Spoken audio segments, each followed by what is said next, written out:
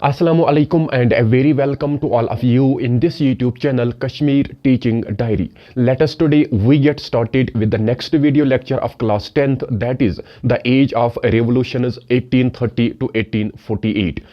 तो आज के टॉपिक में हमने पढ़ना है कि जो रिवोल्यूशनरीज हैं तो उनका जो मकसद था नेशन स्टेट को क्रिएट करना, मोनार्की सिस्टम को एबॉलिश करना, कॉन्स्टिट्यूशनल रिपब्लिक को क्रिएट करना, तो वो हमने पढ़ना है आज के चैप्टर में।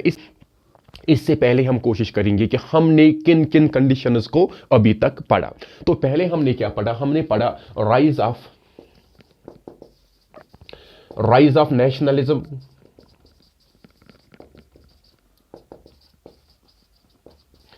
इन यूरोप के बारे में हमने पढ़ा। उसके बाद हमने पढ़ा कि आइडिया ऑफ नेशन स्टेट ये कहां से मिला था हमें? फ्रांस से।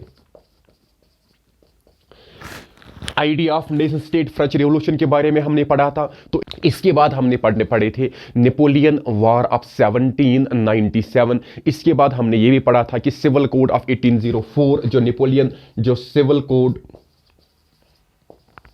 ऑफ 1804 जो नेपोलियन के द्वारा, जो नेपोलियन के जरिए पास किया गया, जिसे नेपोलियन कोड के जरिए भी पहचाना जाता है। इसके बाद हमने पढ़ा कि बैटल ऑफ वाटरलू होती है 1815 में, और जिसमें नेपोलियन का जो पावर था, जिसे हार्बिंगर ऑफ द लिबर्टी के नाम से यूरोपियन कंटिनेंट में माना जाता था, नेपोलियन का पावर जो था उसे खत्म किया जाता है। फाइनली उसके बाद 1815 में ही हमने पढ़ा ट्रीटी ऑफ वेना साइन हो जाती है, जिसमें से जो मोनार्कियल रिजीम था, जो कंजर्वेटिव रिजीम था, वो एक बार फिर से जो भी स्टेप्स लिए गए थे नेपोलियन के जरिए उनको अंडो करते हैं और रेस्टोर करते हैं बोर्बन डायनास्टी को पावर। बाद फिर हमने पढ़ा था कि जो फ्रांस की जो कलेक्टिव बिलोंगिंगनेस थी, फ्रांस के जो मेमोरीज थे, जो रेवोल्यूशनरीज को इंस्पायर करते थे, वो रुकने वाले नहीं थे। तो अब रेवोल्यूशनरीज जो थे उन्होंने सीक्रेट सोसाइटीज बनाई थी। हमने यूसुफ मिज़ीनी के बारे में पढ़ा था, यंग इटली या डिफरेंट सीक्रेट सोसाइटीज बनाई थी। मेन ऑब्जेक्टिव ये था कि किस तरह से पूरे यूरोप को नेशन स्टेट में कन्वर्ट किया जाए। तो आज उसी रिवोल्यूशनरीज के टॉपिक को आगे ले जाते हुए यहां पर आता है the time period of revolutions, it is from 1830 to 1848। आइए हम स्टार्ट करते हैं। तो आज के टॉपिक में हमने क्या पढ़ना है कि रिवोल्यूशंस के बारे में पढ़ना है। इसमें हम देखेंगे किस तरह से फ्रांस में एक रिवोल्यूशन आ जाता है, किस तरह से बेल्जियम एक सेपरेट स्टेट यहां पर क्रिएट हो जाती है। आइए हम समझने की कोशिश करते हैं। Revolutions from 1830 to 1848 were led by liberal nationalists। जो रिवोल्यूशंस इस टाइम गैप के दरमियान आई, इसमें जो रिवोल्यूशनरीज थे वो लिबरल नेशनलिस्ट्स थे। तो लिबरलिज्म की आइडियोलॉजी हमने पढ़ी थी। इनकी ही आइडियोलॉजी को आगे लेते हुए जो नेशनलिस्ट्स थे वो आगे बढ़ रहे थे। तो इसमें कौन से सेक्शन ऑफ द सोसाइटी थे? एजुकेटेड मिडिल क्लास थे, एलीट कम्युनिटी के लोग थे। लेकिन इनमें से कौन कौन से थे? Among them home white professors थे, स्कूल टीचर्स थे, क्लर्क्स थे and members of the commercial class. इसका मतलब यही है कि जो मिडिल क्लास इमर्ज हुआ था with in the third state, ये वही लोग हैं, क्योंकि इस मिडिल क्लास की ही जो सोच थी वो लिबरल आइडियोलॉजी थी। वो कैसे आई थी? क्योंकि इन्होंने थिंकिंग क्लास 9th में आपने पढ़ा होगा कि इनके पास थिंकिंग आई थी लिबरलिज्म की, इनके पास थिंकिंग आई थी, जो पॉलिटिकल फिलोसफर्स थे उनसे इनको इंस्पायरेशन मिली थी। और फाइनली इस ही थर्ड स्टेट के मिडिल क्लास के जरिए ही यहां पर क्या आता है? रिवोल्यूशन आता है। तो इसे नाम दिया जाता है जुलाई रिवोल्यूशन ऑफ फ्रांस। तो हमने यहां पर अब समझना है कि जुलाई रिवोल्यूशन ऑफ फ्रांस जब आता है तो कौन सी चेंजेस आती हैं फ्रांस की पॉलिटिकल सिस्टम में। जो बोर्बन डायनास्टी थे, the Bourbon kings who had been restored to power during the conservative regime of 1815। हमने पढ़ा है कि बैटल ऑफ वाटरलू में जब 1815 में नेपोलियन को डिफीट दी जाती है, ट्रीटी ऑफ वेना साइन की जाती है। उस ट्रीटी ऑफ वेना के जरिए पहला सेटअप, पहला इनिशिएटिव, पहला जो मेन ऑब्जेक्टिव उसका यही था कि बोर्बन डायनास्टी या बोर्बन किंग्स को रेस्टोर किया जाता है पावर में। तो यही यहां पर कहा जाता है कि the Bourbon kings which who had been restored to power during the conservative regime of 1815 were now overthrown by the liberal revolutionaries. तो अब ये रिवोल्यूशनरीज आते हैं, हमने उसी वक्त पढ़ा था कि जो रिवोल्यूशनरीज का मकसद है वो रुकने वाला नहीं है। तो यहां पर वो अपनी एक्टिविटी यहां पर करते हैं। तो यहां पर लिबरल रिवोल्यूशनरीज के जरिए, जो कंजर्वेटिव रिजीम के जरिए इंस्टॉल किए गए किंग्स थे, उनको यहां पर ओवरथ्रो किया जाता है।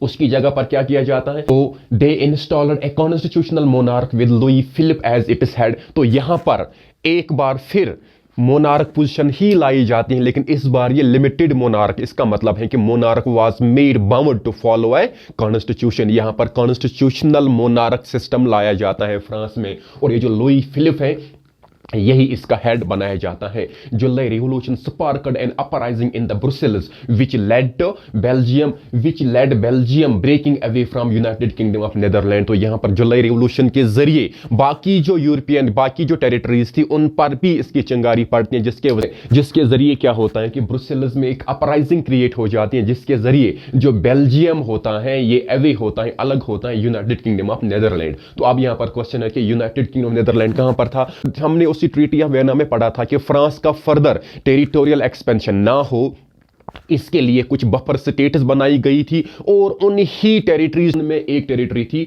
यूनाइटेड किंगडम ऑफ नीदरलैंड, और इस यूनाइटेड किंगडम ऑफ नीदरलैंड का एक हिस्सा था ये जो बेल्जियम है, it was a part of this United Kingdom of Netherland. तो अब जब फ्रांस, यहां पर है फ्रांस, अब जब फ्रांस में चंगारी स्टार्ट हो जाती है तो ये जो बेल्जियम था it was A border state of this France. तो फाइनली फ्रांस के इट वाज, और फाइनली जब जुलाई रिवॉल्यूशन फ्रांस से स्टार्ट हो जाता है तो इसका असर पड़ता है जो नेबरिंग टेरिटरीज थी। तो नेबरिंग टेरिटरी वाज बेल्जियम, जो किसका हिस्सा था? United Kingdom of Netherland. तो ये यूनाइटेड किंगडम ऑफ नीदरलैंड से अलग होकर एक इंडिपेंडेंट कंट्री डिक्लेयर करते हैं, ये अपनी इंडिपेंडेंस यहां पर डिक्लेयर करते हैं। तो finally United Kingdom of Netherland से बेल्जियम अलग हो जाता है। तो यहां पर एक स्टेटमेंट है जो हमने याद रखना है, जो एमसीक्यू में पूछा जा सकता है।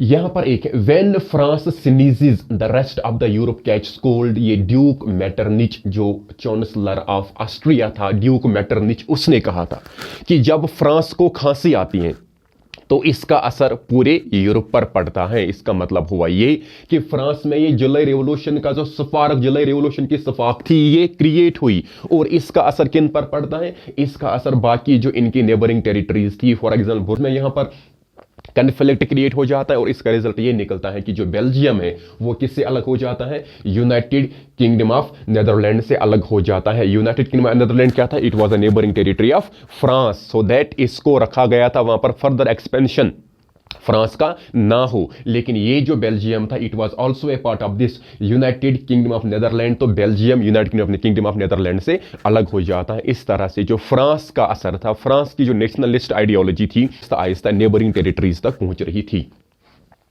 और एक यहां पर है ग्रीक वॉर ऑफ इंडिपेंडेंस। अब ग्रीस एक टेरिटरी थी within the Ottoman empire. तो अब किस तरह से ग्रीक वॉर ऑफ इंडिपेंडेंस यहां पर हो जाता है, या किस तरह से फ्रांस का असर ग्रीस पर भी आ जाता है, और फाइनली ग्रीस को डिक्लेयर किया जाता है एज एन इंडिपेंडेंट टेरिटरी। तो आइए हम समझने की कोशिश करते हैं। An event that mobilized nationalist feelings among the educated elite across the Europe। ये एक वो कोशिश हो जाती है जिसके जरिए से जो नेशनलिस्ट फीलिंग्स होती हैं वो एजुकेटेड क्लासेस में क्रिएट हो जाती है, जिसके जरिए से कोशिश की जाती है कि किस तरह से ज्यादा टेरिटरीज पर फ्रांस की नेशनलिस्ट आइडियोलॉजी का असर हो, और ज्यादा टेरिटरीज इंडिपेंडेंट होकर, या कि जो कॉलोनियल पावर्स हैं, या जो डायनास्ट रूलर्स हैं, या जो मोनार्कियल या हेरिडिटी पोजीशन या हेरिडिटी रूलर्स के अंडर हैं, उनसे अलग हो जाए।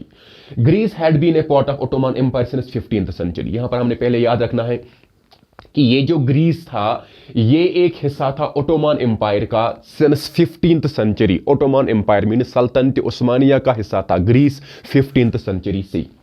The growth of revolutionary nationalism in the Europe sparked off a struggle for independence among Greeks which began in 1821। तो क्या होता है कि जो revolutionary nationalism यूरोप में क्रिएट हो जाता है, इसका असर और इसकी स्ट्रगल का असर पड़ता है किस पर? ग्रीक्स पर। और वो डिमांड करते हैं फाइनली 1821 से, वो चाहते हैं कि हमें अपनी इंडिपेंडेंस दी जाए। तो वो क्या करते हैं?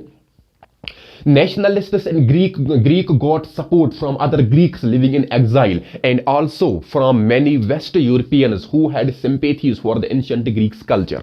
अब जो ये ग्रीक्स थे ये अपने ही बलबूते पर यहाँ पर इंडिपेंडेंस गेन नहीं करते हैं, बल्कि जो ग्रीक्स जिनको एग्जाइल किया गया था, जिनके अंदर नेशनलिस्ट सेंटिमेंट्स के होते, उनको वहां से एग्जाइल किया जाता है, वो भी ग्रीस के इंडिपेंडेंस के लिए यहाँ पर लड़ते हैं। और बाकी जो यूरोपियंस हैं, जो ग्रीस के सपोर्टर्स थे, या जो ग्रीस चाहते थे कि ग्रीस ये इंडिपेंडेंट कंट्री बननी चाहिए, तो वो भी यहां पर जो ग्रीस है इसको यहां पर मदद की जाती है कि ग्रीस एक इंडिपेंडेंट टेरिटरी बननी चाहिए। Poets and artists lauded Greece as the cradle of the European civilisation. तो कहा जाता है कि जो यूरोपियन सिविलाइजेशन है इसकी शुरुआत हुई है ग्रीस से, तो इसलिए नहीं चाहेंगे यूरोपियन या पूरे यूरोप के जो नेशनलिस्ट्स है वो नहीं चाहेंगे कि अगर कि Greece as a cradle of European civilisation है उसके बाद इसको अननेसेसरी डोमिनेट किया जाए। तो इस तरह से हर एक ने कोशिश की, या हम कहेंगे most of the European nationalists ने कोशिश की कि ग्रीस को एक इंडिपेंडेंट टेरिटरी क्रिएट किया जाए।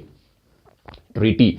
Poets and artists lauded Greece as the cradle of European civilization and mobilized public opinion to support the struggle against a Muslim empire. तो इस तरह से कोशिश की जाती है किस तरह से इस मुस्लिम डायनास्टिक रूलर से या सल्तनत उस्मानिया से किस तरह से ग्रीस को एक अलग टेरिटरी डिक्लेयर किया जाए।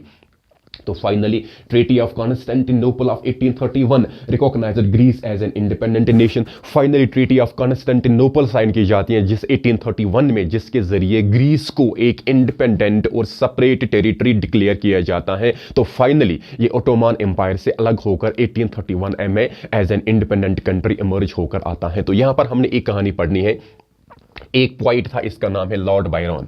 ये जो लॉर्ड बायरन था ये एक इंग्लिश पोइट था, बीइंग फ्रॉम इंग्लैंड, लेकिन इसने ग्रीस की इंडिपेंडेंस के लिए यहां पर लड़ा है। तो क्या किया इसने, तो आइए हम समझने की कोशिश करते हैं। English poet who fought for the Greek war independence. तो कहा जाता है कि लॉर्ड बायरन एक इंग्लिश पोइट था जिसने ग्रीक वॉर ऑफ इंडिपेंडेंस के लिए यहां पर लड़ा। तो कैसे लड़ा इसने, he organised funds and later went to fight in the war while he died of the fever in 1824। तो इसने यहां पर फंड राइजिंग स्टार्ट किया, इसने ग्रीस की जंग के लिए चंदा जमा किया और उसके बाद जंग लड़ने के लिए गया। लेकिन वहां पर जंग लड़ने से पहले ही वहां पर क्या होता है कि वहां पर इसकी डेथ हो जाती है, जंग लड़ने से नहीं, ड्यू टू फीवर इन 1824। तो यहां पर इसकी हो जाती है डेथ, मीनस की ग्रीस को इंडिपेंडेंस करने से पहले ही इसकी हो जाती है डेथ 1824 में। तो इस तरह से हमने ये पढ़ा कि एज ऑफ रेवोल्यूशंस यहां पर स्टार्ट हो जाता है। तो एक बार हम कोशिश करते हैं कि कहा जाता है कि ये जो 1830 से 1848 तक ये जो रेवोल्यूशन स्टार्ट हुआ था ये लिबरल नेशनलिस्ट्स ने किया था। तो लिबरलिस्ट्स की आइडियोलॉजी हमने पढ़े थे। इसमें जो पॉपुलेशन थी वो एजुकेटेड मिडिल क्लास पॉपुलेशन थी, जिसमें से प्रोफेसर्स थे, जिसमें से स्कूल टीचर्स थे, जिसमें से क्लर्क्स थे और जिसमें से कमर्शियल क्लास था। तो इसके बाद इस रेवोल्यूशन के जरिए इसके बाद इस लिबरल नेशनलिस्ट के जरिए एक रेवोल्यूशन लाया जाता है जो जुलाई रेवोल्यूशन के नाम से मशहूर है। तो जुलाई रेवोल्यूशन फ्रांस में आया था।